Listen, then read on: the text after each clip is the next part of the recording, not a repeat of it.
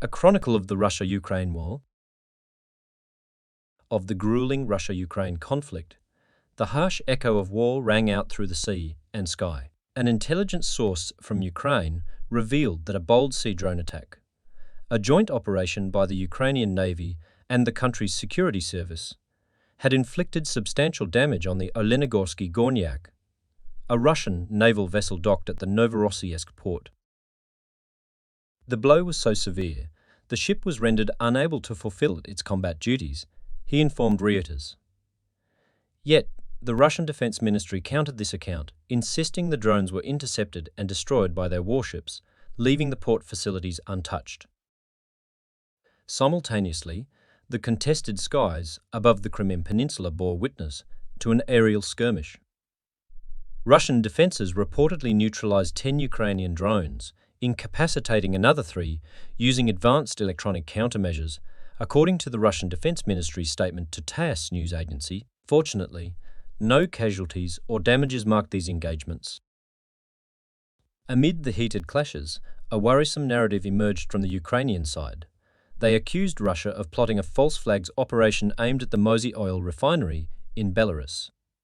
The alleged intention was to drag Belarus into the unfolding war. The security service of Ukraine backed these claims with information extracted from various sources, one of them being a captured Russian serviceman. While Ukraine and Russia traded blows and accusations, high-level visits were being conducted in the war zone. Russian Defense Minister Sergei Shoigu ventured into the heart of the conflict to inspect a command post and engage with senior military officers. Former Ukrainian President Petro Poroshenko chose this tumultuous day to remind the world of the immense toll the conflict was extracting from his countrymen.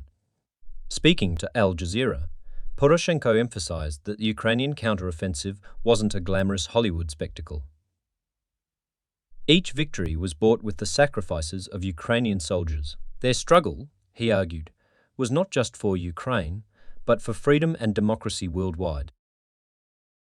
Meanwhile, thousands of miles away, the British Defense Ministry highlighted Russia's recent attacks on Ukrainian grain ports. They posited that these strikes aimed to disrupt international trading via these ports, noting an increased risk appetite from Russia in conducting strikes near NATO territories. Day 528 was not just about combat. It was also a day of judicial and diplomatic maneuvering. Imprisoned Russian opposition leader Alexei Navalny faced an additional 19 years of incarceration, while Lithuania declared over 1,000 Russian and Belarusian citizens residing in the country as national security threats. On the diplomatic front, President Putin's peace mission with African nations yielded a joint statement outlining the progress made on humanitarian issues. Russia, meanwhile, pressed the US for more concrete actions concerning the Black Sea grain deal. As these developments unfolded, Chinese Special Envoy for Eurasian Affairs Li Hui announced his impending visit to Jeddah for peace settlement talks on Ukraine. And in Kiev, US Republican presidential candidate Chris Christie lent his support to Ukraine, meeting President Zelensky after touring the war-torn regions of Bucha and Irpin.